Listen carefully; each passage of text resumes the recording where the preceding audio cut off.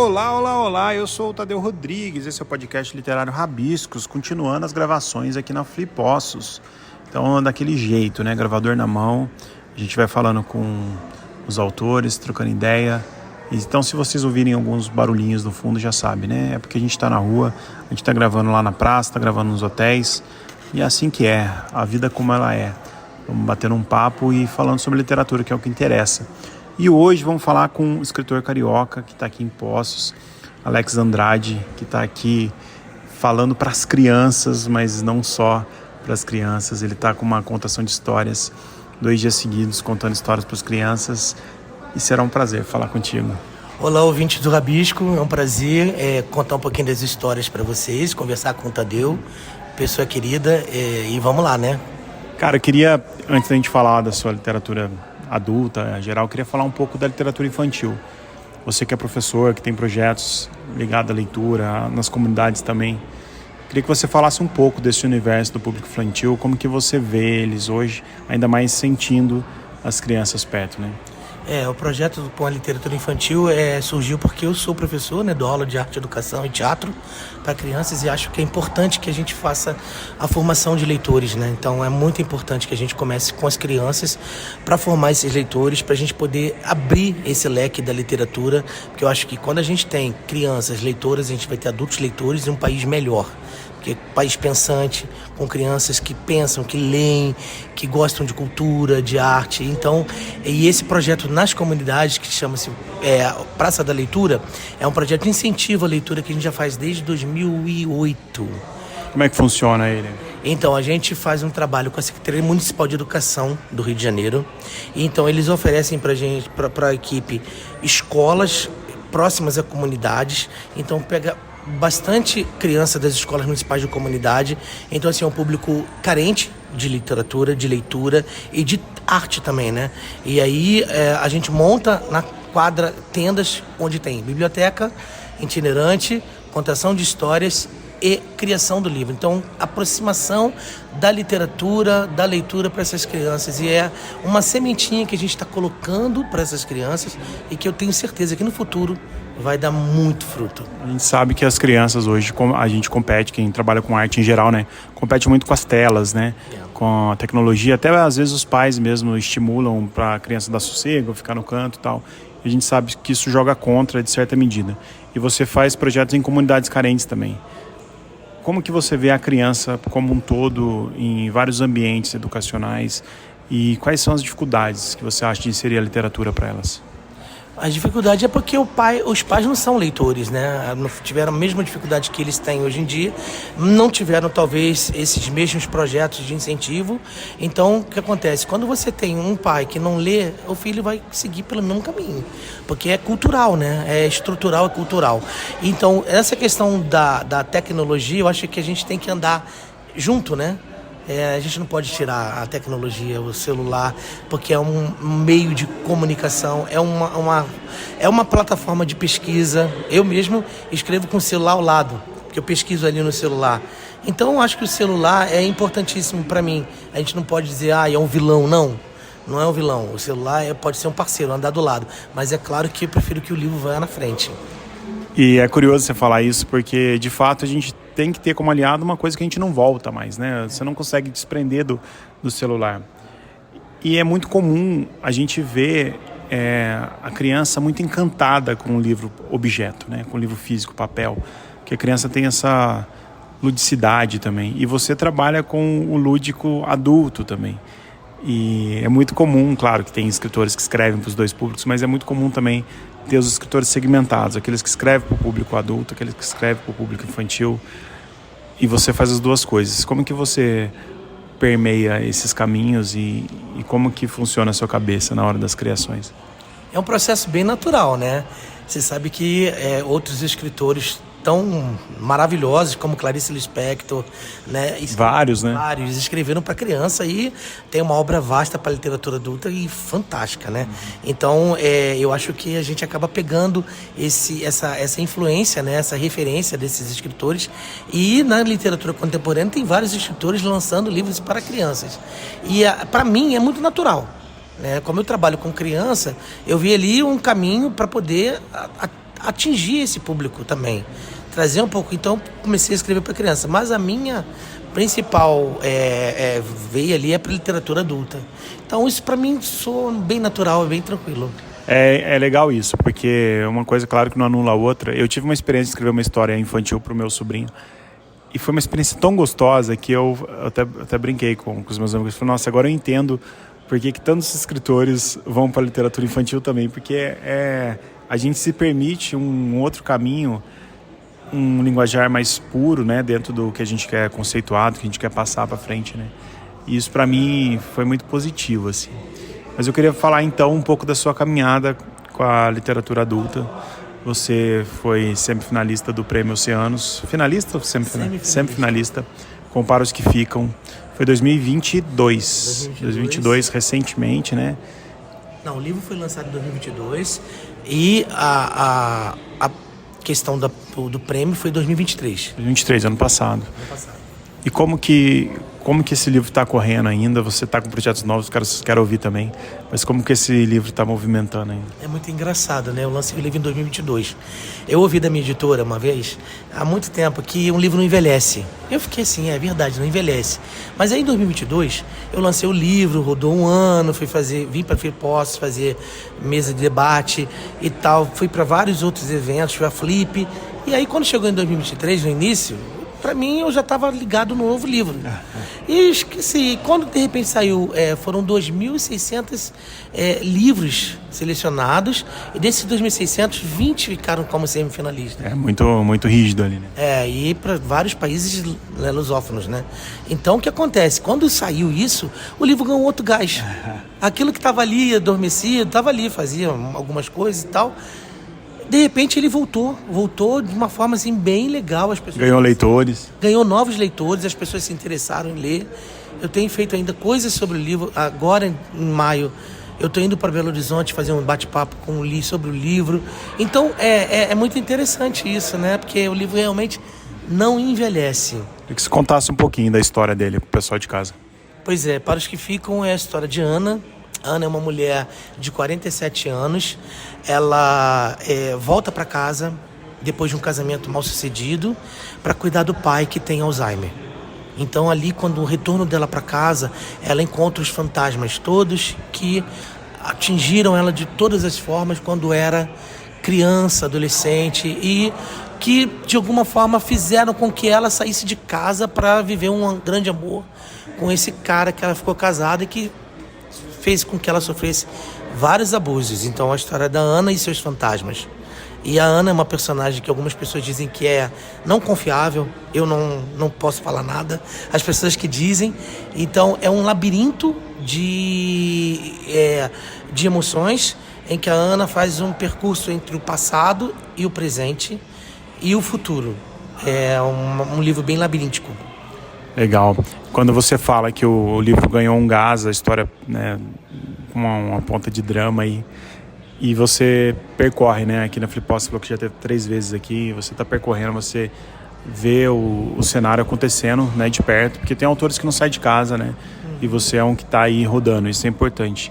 Como que você vê esses movimentos literários no geral, assim? O que você vê dentro até de um tom crítico, se você quiser também, mas como que você acha que o mercado está casando com a arte? Porque as feiras a gente sabe que é isso. É um tanto de mercado financista e um tanto de arte acontecendo com os produtores, né?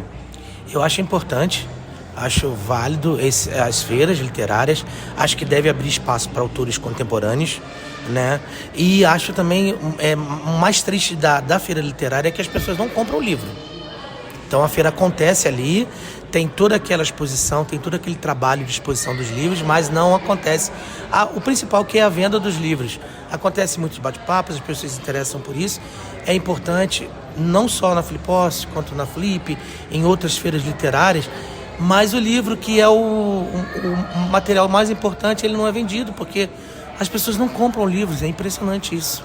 O que você acha que acontece isso? Porque a feira que eu estou falando aqui na Flipos que a gente está, mas a gente esteve recentemente na Flip, elas estão sempre lotadas. As pessoas, ontem mesmo à noite, segunda-feira, estava lotado uma palestra lá que eu fui, até passei lá, estava lotado de gente.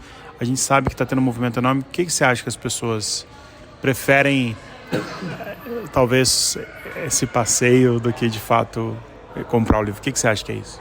Eu acho porque o preço do papel está muito caro, né? O governo não faz políticas públicas para as editoras. Então, o valor do papel, o valor do livro, isso tudo é uma barreira. Eu acho que os governantes precisavam fazer algum desenvolvimento para que o preço do papel, né, diminuísse, porque é muito caro. Para uma editora manter isso e vender, fazer todo o processo, é muito caro. Então, acho que é isso que dificulta muito. Alex, eu queria falar dos seus projetos novos.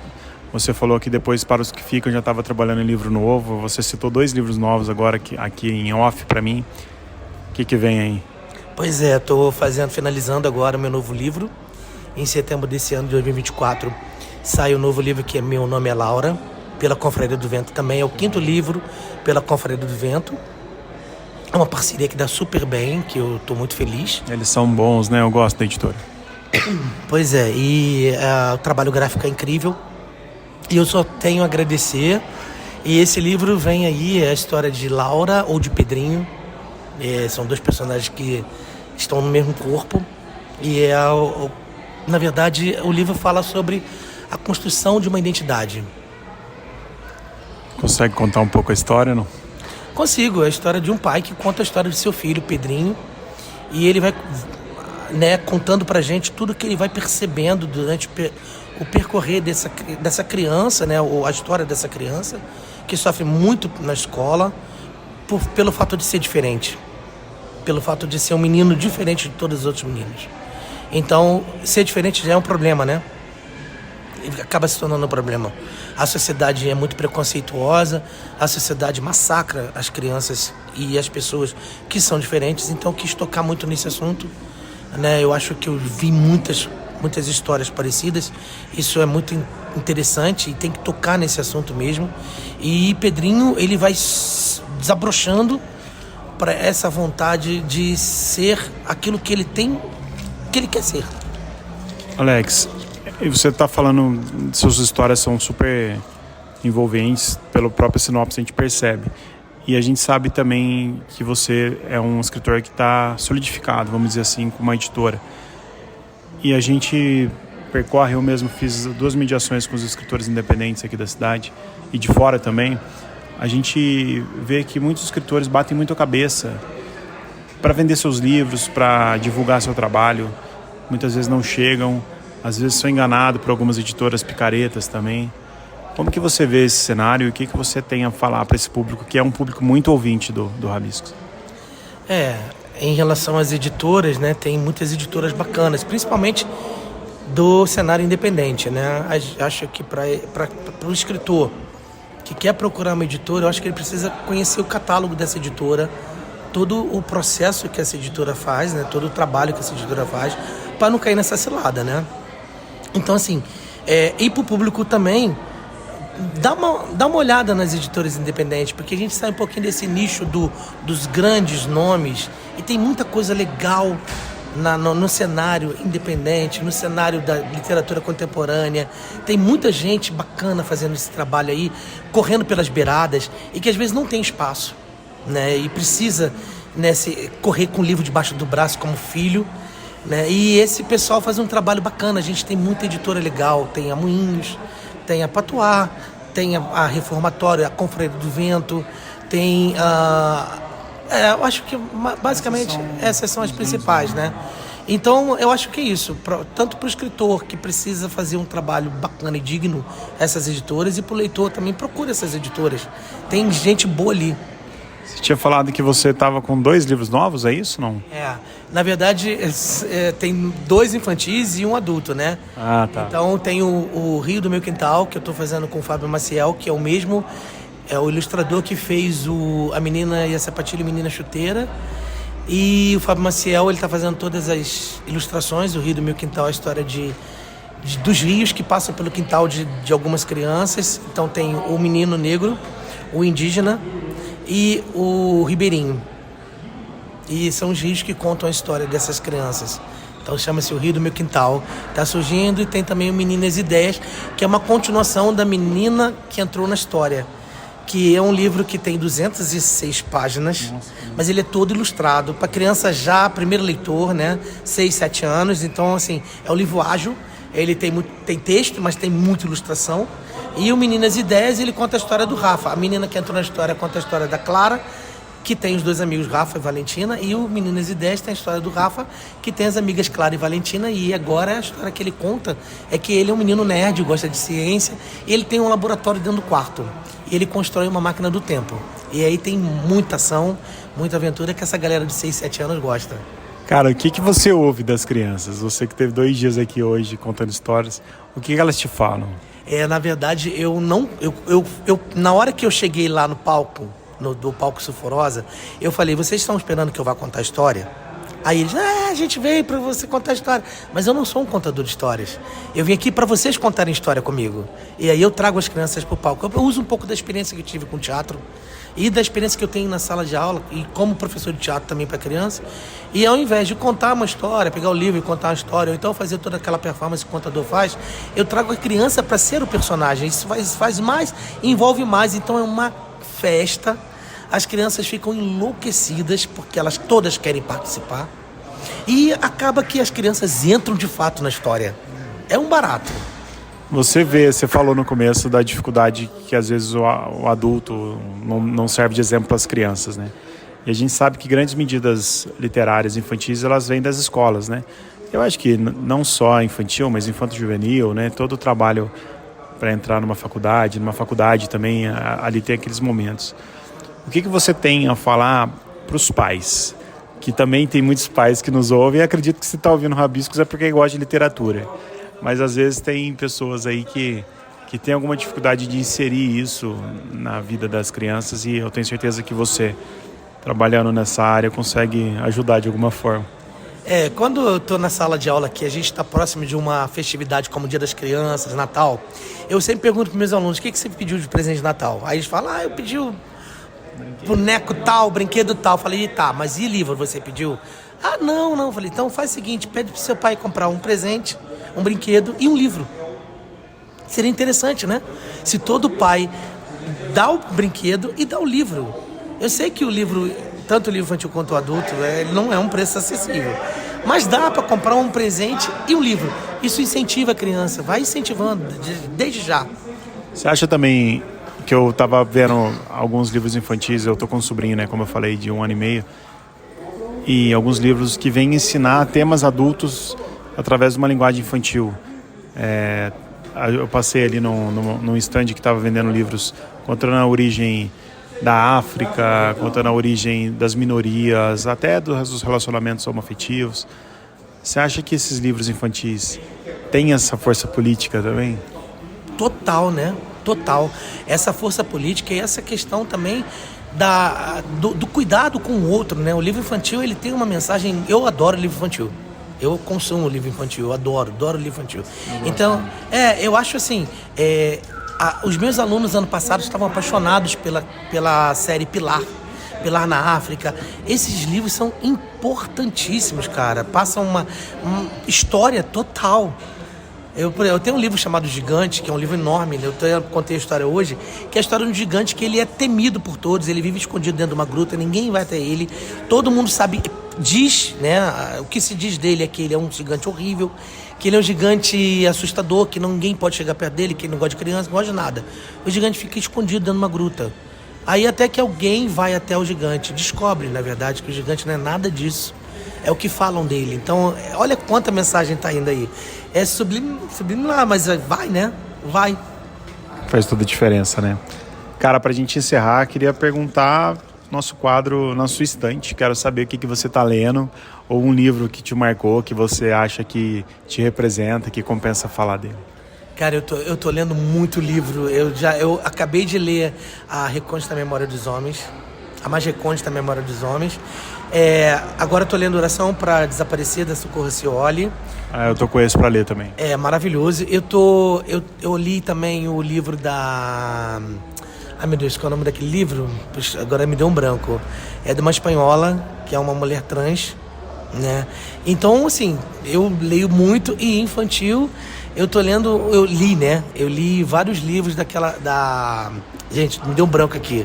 Bom, enfim, tô lendo vários livros. Você consegue ler vários livros de uma vez?